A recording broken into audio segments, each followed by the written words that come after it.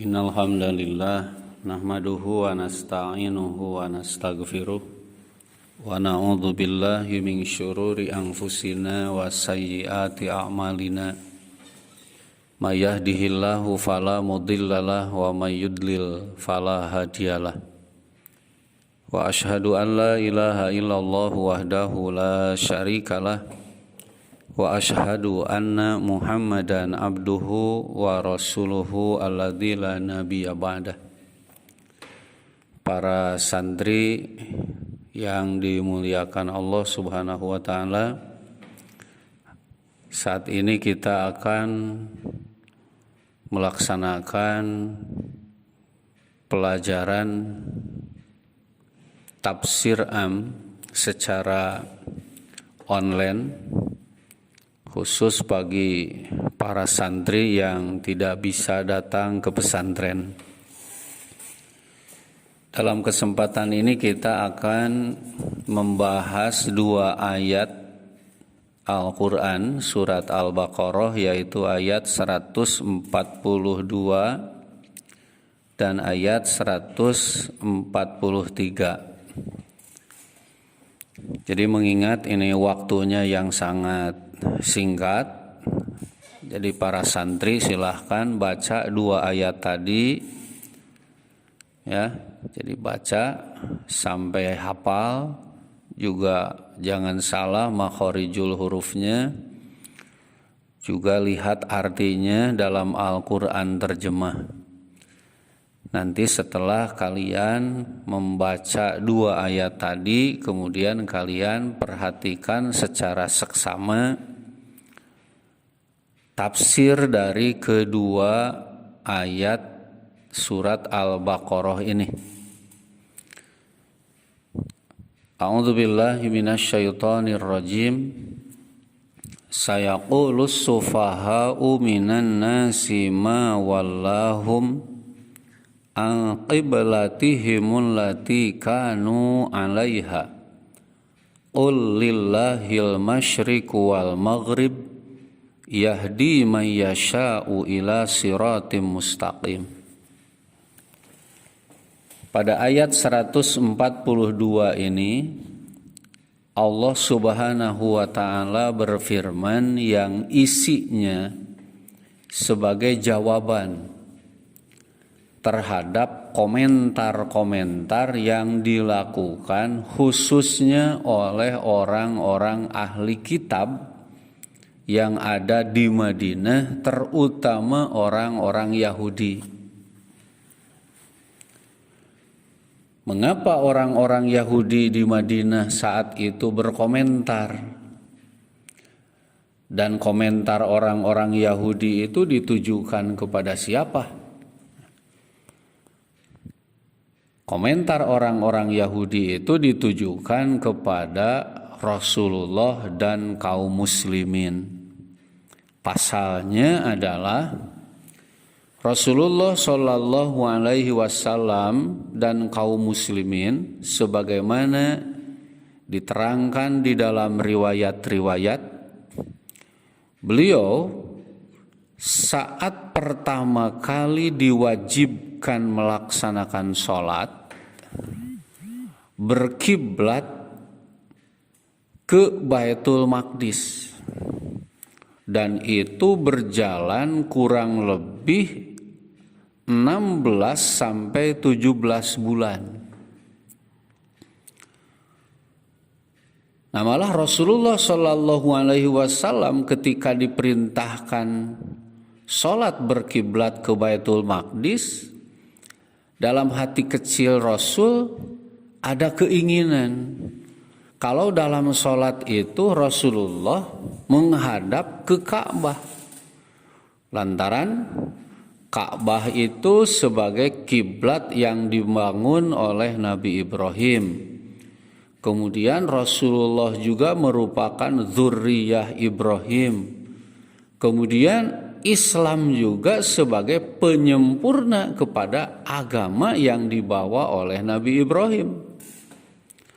Oleh karena itu Rasulullah senantiasa memohon, senantiasa berdoa kepada Allah agar Allah menggantikan kiblat dari Baitul Maqdis ke Ka'bah.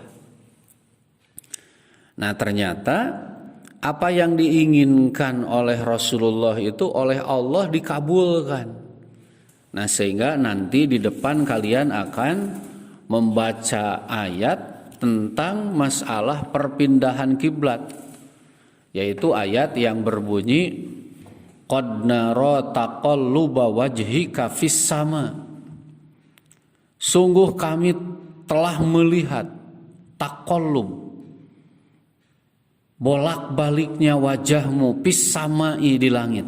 Nah, yang dimaksud bolak-baliknya wajah di sini maksudnya adalah mudawamatud du'a, ya. Jadi terus menerusnya permohonan yang diajukan oleh Rasulullah Shallallahu Alaihi Wasallam agar Allah memindahkan kiblat. Nah, sehingga mudawamatud du'a tersebut oleh Allah digambarkan dalam ayat qad nara taqalluba wajhika fis sama. Nah, kesananya Allah menyebutkan falanuwalliyannaka qiblatan tardaha, maka kami akan menggantikan untukmu Muhammad kiblat yang kau inginkan. Mana kiblat yang kau inginkan itu? Fawalli wajhaka syatral masjidil harami, maka arahkanlah wajahmu dalam sholat itu ke arah Masjidil Haram. Maka ayat ini merupakan ayat yang menyatakan agar Nabi berpindah kiblat dari Baitul Maqdis ke Ka'bah. Nah, setelah kaum muslimin dan juga Rasulullah Shallallahu Alaihi Wasallam berpindah kiblat dari Baitul Maqdis ke Ka'bah, saat itulah datang komentar-komentar dari ahlul kitab khususnya. Malah dalam riwayat-riwayat itu bukan dari ahli kitab, termasuk dari kaum musyrikin, termasuk dari kaum munafikin. Orang-orang Yahudi dari ahli kitab, mereka tidak enak dengan sikap Nabi yang asalnya berkiblat ke Baitul Maqdis, kiblat mereka sekarang pindah. Nah, itu yang menyebabkan mereka berkomentar itu. Kalau orang musyrikin, mereka berkomentar dalam perpindahan kiblat ini punya tujuan. Tujuannya adalah to'nun fiddin. Nah, mereka ingin merusak agama. Bahwa agama Muhammad itu agama yang tidak konsekuen, begitu. Lain lagi dengan orang munafik. Orang-orang munafik komentar, mereka ingin kalau kaum muslimin menjadi ragu-ragu dalam menjalankan aturan agamanya. Nah, komentar-komentar yang muncul itu saat itu Nabi tidak bisa menjawab, kaum muslimin pun tidak bisa menjawab. Maka Allah lah yang menjawabkan untuk Nabi dan untuk kaum muslimin, yaitu dengan menurunkan ayat 142 ini. Sayaqulus sufaha'u minan nas, akan berkata as-sufaha, orang-orang bodoh, minan nas, dari kalangan manusia, ma wallahum, apa yang menyebabkan mereka an qiblatihimul lati kanu alaiha, dari kitab an qiblatihimul lati kanu alaiha, dari kiblat yang mereka menghadap kepadanya. Nah, jadi Allah di sini sebutkan sayaqulus sufaha, akan berkata orang-orang sufaha. Kalimat sufaha itu bentuk jamak dari safihun. Apa yang disebut safihun? Para ulama ahli bahasa mengartikan safihun itu adalah idtirabur ra'yi wal fikri. Orang yang pemikiran dan pendapatnya itu tidak jelas. Idtirab itu tidak menentu. Nah, makanya kalau kita baca di dalam Al-Quran, ada kalanya ungkapan safih ditujukan juga kepada anak kecil. Lantaran anak kecil kalau kita perhatikan pikirannya itu kan masih berubah-ubah. Sehingga Allah di dalam Al-Qur'an ketika memberikan arahan kepada para wali yatim agar jangan memberikan harta anak yatim ketika anak yatim itu masih kecil. Berikan saja nanti setelah mereka dewasa. Sehingga ada ungkapan ayat wala tu'tus sufaha'a amwalakum. Janganlah kalian para wali yatim memberikan harta anak yatim kepada mereka dalam saat sufaha, dalam saat masih belum menentu pemikirannya, dalam arti belum dewasa. Jadi kalimat safih kadang-kadang ditujukan untuk anak yang belum dewasa. Atau juga kalau di dalam hadis safih itu suka ditujukan kepada kaum wanita. Nabi mengatakan bahwa safih itu dengan ungkapan naqisati aklin. Kaum wanita oleh Nabi suka disebut naqisati aklin, kurang akal. Yang dimaksud kurang akal bukan bodoh. Kurang akal itu dalam arti perempuan kalau dibanding dengan laki-laki itu berbeda. Perbedaannya itu kalau laki-laki lebih kuat akal pikirannya, sedangkan perempuan itu lemah akal pikirannya, yang paling kuat perasaannya. Jadi ini merupakan satu ketentuan Allah, sengaja Allah membedakan antara laki-laki dalam perempuan dalam urusan ini. Tentu ada hikmah dalam hal ini. Nah, kembali kepada ayat yang tadi. Jadi dalam ayat ini Allah menjawab, sayaqulu sufaha'u minan nasi. Orang-orang yang safih itu akan berkata, apa kata mereka? Ma wallahum an qiblatihimul lati kanu 'alaiha. Mereka tujukan kepada kaum muslimin, apa yang menyebabkan mereka berpaling dari kiblat yang mereka menghadap ke kiblat itu sebelumnya. Maka dalam ayat selanjutnya Allah berfirman, qul, jawablah olehmu Muhammad, lillahi al-masyriqu wal maghribu. Kepunyaan Allah barat dan timur. Kepunyaan Allah timur dan barat. Nah, di sini disebut timur dan barat. Sedangkan utara dan selatan tidak disebut. Nah, jadi tidak berarti kalau timur dan barat milik Allah, tapi kalau utara dan selatan itu bukan milik Allah, itu tidak berarti begitu. Jadi ini istilahnya talazum. Jadi kalau disebut timur dan barat, maka utara selatan pun itu milik Allah. Seperti misalkan kita ditanya, kemarin berapa hari kamu di Jakarta? Nah, kita jawab, ya 2 hari. Nah, kalau kita jawab 2 hari, apa cuma siangnya saja di Jakarta sedangkan malamnya masih tetap di Bandung? Tidak begitu kan? 2 hari itu artinya 2 hari 2 malam. Sekalipun malamnya tidak disebut, itu sudah talazum. Kelazimannya sudah begitu. Nah, jadi Allah di sini menyebutkan, jawab olehmu Muhammad, lillahi al-masyriqu wal maghribu. Milik Allah barat dan timur. Nah, maksudnya apa? Maksudnya bagi kalian kaum muslimin tidak ada urusan dalam sholat itu menghadap ke barat ataupun menghadap ke timur. Itu tidak ada urusan. Dalam arti tidak ada urusan menghadap ke Baitul Maqdis atau menghadap ke Ka'bah. Sebab yang jadi urusan bagi kita kaum muslimin adalah perintah Allah itu sendiri. Ketika Allah menyuruh kaum muslimin dalam sholat berkiblat ke Baitul Maqdis, maka kita menghadap ke sana, ke Baitul Maqdis. Ketika Allah menyuruh kita agar pindah kiblat dari Baitul Maqdis ke Ka'bah, maka kita menghadap ke Ka'bah. Jadi tidak ada istimewanya, baik Ka'bah ataupun Baitul Maqdis. Itu tidak ada istimewa. Yang menjadi istimewa bagi kita kaum muslimin ketika kita mengikuti perintah Allah menghadap ke Ka'bah dan menghadap ke Baitul Maqdis. Itu yang istimewanya. Nah, makanya nanti kita akan baca ayat lain, masih juga dalam Al-Quran surat Al-Baqarah, di mana Allah menyatakan laisal birro antuwallu wujuhakum qibalal masyriqi wal maghrib.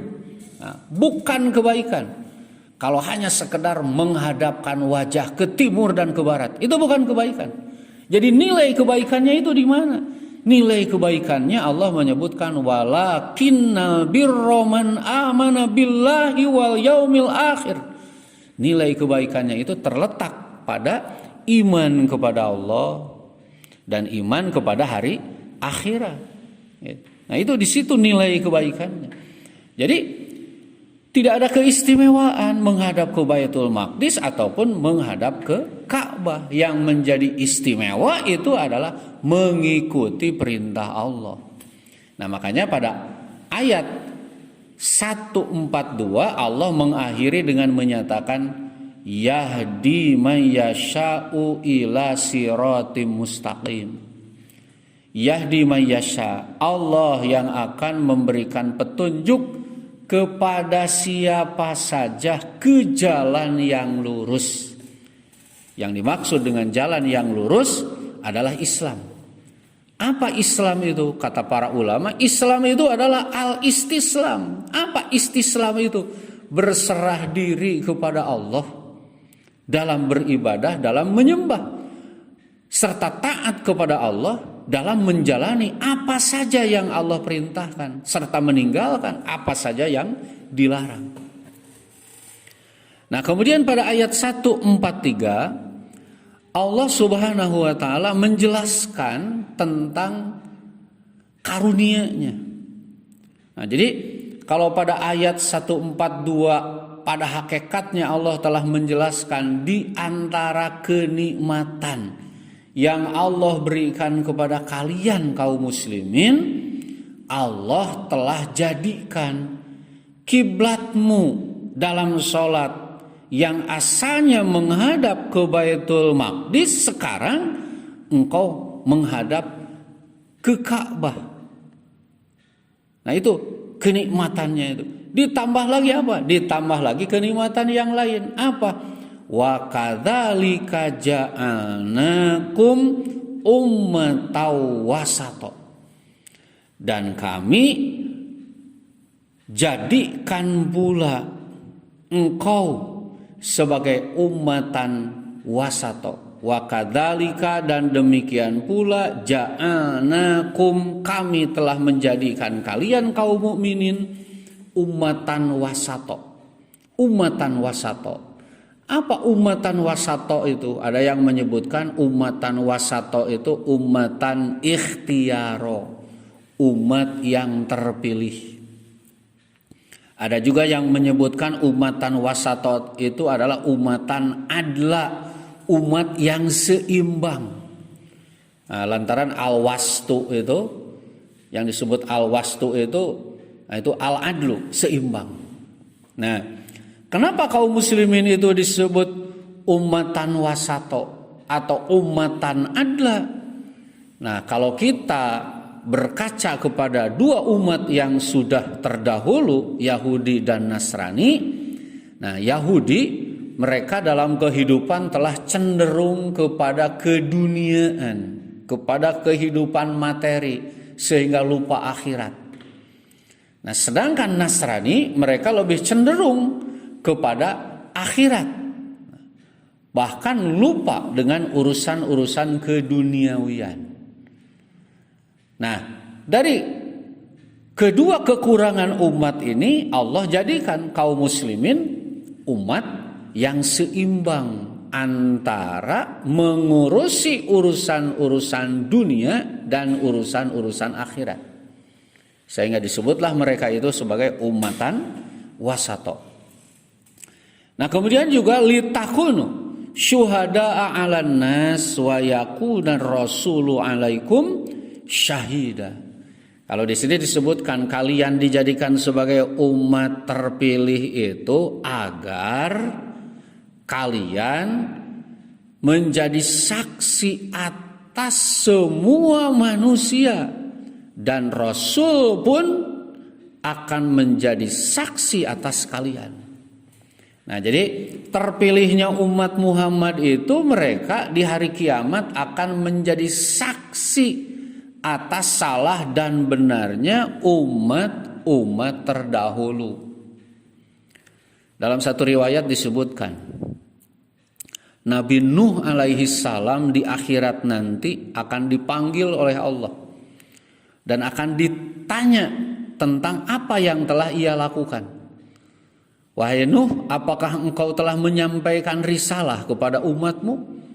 Maka Nabi Nuh menjawab, saya sudah menyampaikannya.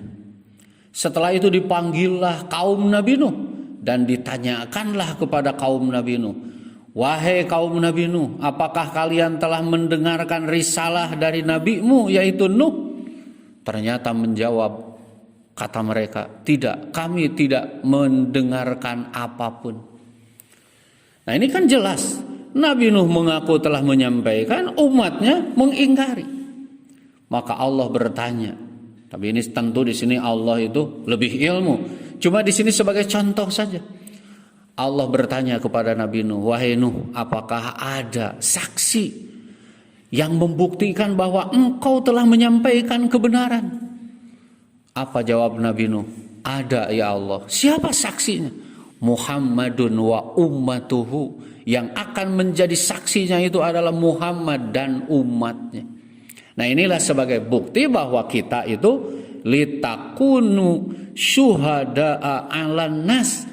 Kita umat Nabi Muhammad akan menjadi saksi akan umat-umat terdahulu. Contohnya dalam kasus Nabi Nuh ini. Timbul pertanyaan, bagaimana kita bisa menjadi saksi? Sejaman juga tidak dengan Nabi Nuh. Benar, kalau sejaman tidak. Tapi kita membaca riwayat dan kisah Nabi Nuh di dalam Al-Quran. Bahkan kita tahu Nabi Nuh telah berdakwah kepada umatnya 1000 tahun kurang 50 tahun. Artinya 950 tahun. Tapi semakin sering diajak, semakin sering didakwahi, umat Nabi Nuh itu tidak tambah kecuali piroro, semakin jauh, semakin lompat dari Nabi Nuh. Nah, itu diantara buktinya. Nah, kemudian wa ma ja'alna al-qiblata allati kunta 'alaiha illa lina'lama may yattabi'ur rasula mimman yanqalibu 'ala aqibaihi. Nah, Allah di sini menjelaskan perpindahan kiblat ini sebenarnya ada iradah Allah. Apa iradah Allahnya itu? Allah ingin menguji sampai sejauh mana orang-orang yang benar-benar beriman kepada Nabi dengan orang yang munafik. Dan ternyata dengan perpindahan kiblat itu terlihat orang yang benar-benar beriman mereka mengikuti kepada apa yang diperintahkan oleh Allah. Dan mereka menyambut dengan baik, dengan penuh keyakinan. Tapi orang-orang yang imannya tidak jelas, orang-orang yang imannya penuh dengan keraguan, malah mereka berbalik mengikut, menyerang Nabi bersama dengan orang-orang kafir, bersama dengan orang-orang ahlu kitab. Jadi dengan perpindahan kiblat itu ada orang yang semakin teguh keimanannya, ada juga orang yang kembali kepada kekufuran. Wa in kanat lakabiratan illa 'alal ladzina hadallah. Perpindahan kiblat itu dirasakan berat oleh kaum muslimin. Kenapa? Lantaran banyaknya cercaan, banyaknya penghinaan yang datang dari luar. Itu hanya akan kuat bagi orang-orang yang Allah memberikan hidayah kepada mereka. Lantaran bukan main ini. Komentar-komentar, cercaan-cercaan terhadap Islam dari orang-orang kafir ketika Rasulullah berpindah kiblat. Ya, kita pun bisa menyaksikan saat ini. Kalau kaum muslimin melakukan kesalahan, seperti itulah cercaan-cercaan orang-orang kafir terhadap Islam dan juga terhadap kaum muslimin. Oleh karena itu kita jangan heran Jadi hal seperti itu sudah berlaku sejak dulu, sejak Nabi. Jadi kalau zaman kita sekarang ini kaum muslimin melakukan kesalahan, kemudian mereka dihukumi dengan hukum-hukum yang tidak pantas, yang tidak layak, dicerca, dihina, dimaki, dibuli dengan berbagai macam bulian, kita jangan heran. Sudah seperti itu sikap orang-orang kafir terhadap kaum muslimin. Kemudian pada akhirnya wa ma kana Allahu liyudhi'a imanakum innallaha bin-nasi laraufur rahim. Wa ma kana Allahu liyudhi'a imanakum, dan tidaklah Allah akan menyia-nyiakan iman kalian, karena Allah itu sangat santun, sangat sayang terhadap seluruh manusia. Nah, dalam hal ini ada riwayat yang menyebutkan ada pertanyaan dari sebahagian kaum muslimin terhadap Rasulullah. Wahai Rasulullah, kita sekarang sholat menghadap ke Baitul Maqdis. Padahal ada orang-orang yang kini sudah wafat, sudah meninggal dunia. Dulu mereka sholat menghadap ke Baitul Maqdis. Nah, jadi ada pertanyaan, Rasulullah, kita sekarang sholat menghadap ke Ka'bah. Nah, jadi kita sekarang sholat menghadap ke Ka'bah. Padahal dulu ada orang yang sholat menghadap ke Baitul Maqdis dan mereka sudah wafat, sudah meninggal. Nah, bagaimana dengan orang-orang yang sholatnya ke Baitul Maqdis? Padahal mereka sekarang sudah wafat, sudah tidak ada. Apakah mereka dapat pahala? Begitu pertanyaannya. Dengan muncul pertanyaan itu, maka Allah menjawab dengan wa ma kana Allahu liyudhi'a imanakum. Allah tidak akan pernah menyia-nyiakan iman kalian. Maksudnya apa? Maksudnya sekalipun orang-orang itu dulu sholat ke Baitul Masjid, ke Baitul Maqdis, dan kini sudah wafat, padahal kaum muslimin dan Nabi sudah menghadap ke kiblat, ke Ka'bah, maka tetap mereka oleh Allah akan dihargai. Sebab apa? Seperti yang tadi dikatakan, seseorang itu tidak dihargai menghadap ke timur atau ke barat, tapi yang dihargai itu adalah mengikuti perintah Allah. Oleh karena itu Allah menyebutkan innallaha bin-nasi laraufur rahim. Sesungguhnya Allah itu terhadap semua manusia laraufur rahim, sangat santun dan sangat sayang. Nah, itulah kiranya bahasan kita pada hari ini. Mudah-mudahan kalian bisa menyimak, ya. Tapi jangan lupa baca dulu 2 ayat yang tadi sampai benar, sampai hafal bacaannya. Kemudian juga nanti baca terjemahnya. Setelah mengetahui terjemahnya, kemudian kalian simak penafsirannya. Mudah-mudahan ada guna dan manfaat. Sekian yang bisa disampaikan. Assalamualaikum warahmatullahi wabarakatuh.